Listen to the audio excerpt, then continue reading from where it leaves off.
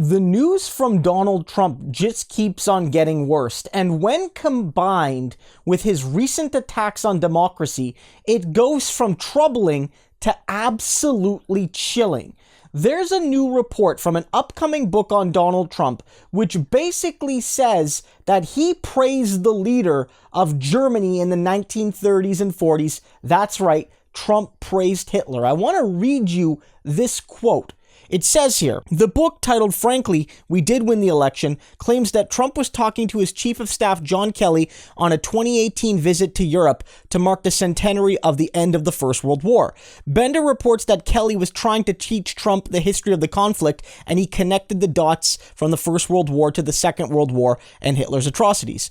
Trump is said to have responded, quote, well, Hitler did a lot of good things. Kelly reportedly chided Trump to his face, telling him, you cannot ever say anything supportive of Adolf Hitler. You just can't. And I know I'm laughing a little bit there, but I'm almost trying to find some comfort. That is terrifying. That is absolutely terrifying. First of all, why the hell does the American president need to know the basic history of the First and Second World War? Shouldn't a U.S. president, let alone a 10th grader, understand the basic history of that conflict? But let's put that aside. This is Donald Trump to one of his staffers defending maybe the worst human being in our history of our species. Certainly one of the worst ever, one of the worst of the 20th century, an absolute monster. And then Donald Trump feels the need in that moment to say, well, I guess there's some truth to the fact that maybe he was bad, but he did some cool things too, I guess. And you might just brush this off as Trump being an utter idiot. And that's part of it. A man who clearly does not know the history of his own country and of key nations that aligned with the United States today and historically, and key conflicts that shaped the world for the last 70,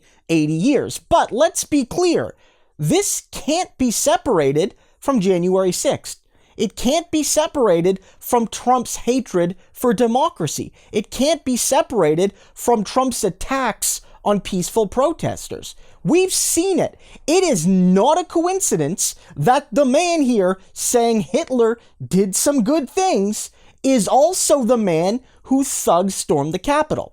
It's not a coincidence the man that defended Hitler police wanted the military to use deadly force against peaceful protesters during the last summer's protests from Black Lives Matter following George Floyd and all of that stuff. And his own generals and his own advisors had to talk him off the ledge from doing that. And of course, it's no coincidence that somebody like Donald Trump defending this monster would also be a guy that whenever he had the chance would tear down democracy before, during, and after the election by casting doubt on a system that clearly defeated him. You know, he lost the election. He gave it a try. He got a lot of votes, but he didn't win.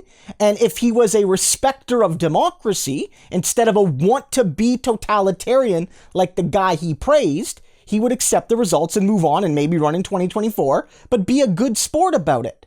So this matters. Donald Trump praised a man whose crowning achievement is utter evil and a destruction of democracy in one of the United States' top allies in 2021. This is why Donald Trump is still dangerous. He might have aspired to be Hitler more than we ever feared.